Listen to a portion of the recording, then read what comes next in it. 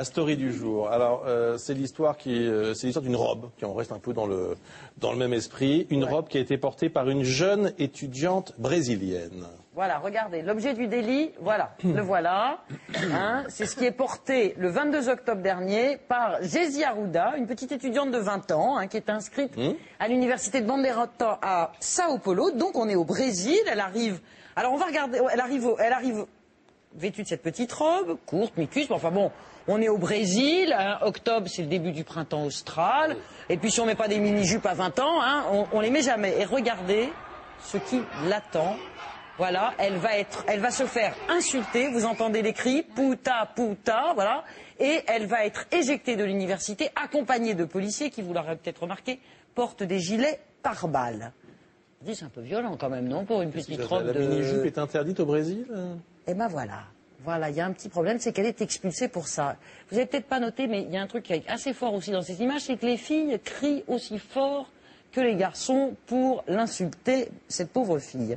Le lendemain, elle est notifiée de son expulsion de l'université pour, je cite, manque de respect à l'égard des principes de dignité et de morale de l'université Bandeirante de Sao Paulo. Et ça se passe à quelques jours de ces derniers... publique Non, c'est une université privée. Et ça se passe à quelques jours des derniers examens. Enfin, voyez, en plus, elle est à quelques jours de valider son année universitaire.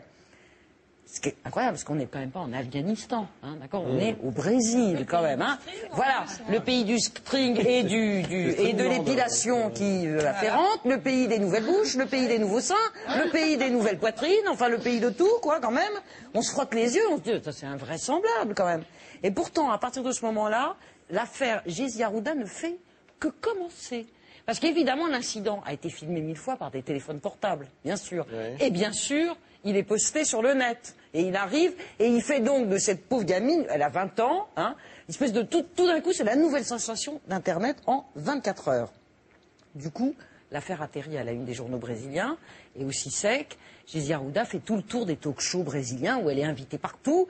Elle dit, mais je comprends pas, si ma tenue avait posé un problème, franchement, quand je suis rentrée dans l'université, il y a des vigiles, ils avaient qu'à me dire, mais non, vous rentrez chez vous, mademoiselle, vous allez vous changer, cette tenue n'est pas décente. Mais personne ne lui a rien dit. Alors, c'est quand même des explications qu'aurait pu faire réfléchir le doyen de l'université de Sao Paulo, le faire revenir, par exemple, sur sa décision. Eh ben, c'est tout le contraire qui se produit. Dans les entretiens qu'il accorde, le doyen explique que c'est son attitude, plus que sa robe, qui a valu son renvoi à Gési Arruda. Voilà ce qu'il dit. Selon les témoignages que j'ai recueillis auprès de nombreux élèves, d'accord, elle a fait exprès de relever sa robe, puis elle s'est enroulée autour d'un poteau comme une danseuse de striptease. Oula. Donc on notera sympa les élèves. Deuxièmement, l'autre c'est une morue notoire, enfin tout d'un coup, on ne sait pas pourquoi. Bon. Donc, mais le plus dingue, c'est que ça ne s'arrête pas là.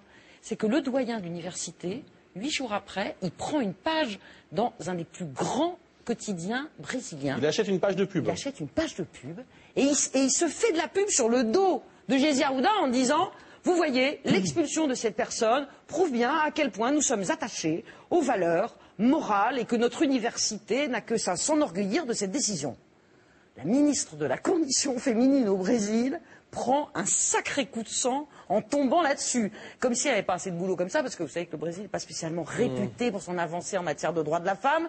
Mais là, sur le coup de la guerre de la mini-robe, elle fulmine. Et elle n'est pas la seule, il y a des syndicats étudiants et des mouvements féministes qui, pour le coup, sont un peu excédés par cette éruption de machisme bien pensant et qui font pression pour qu'elle soit réintégrée.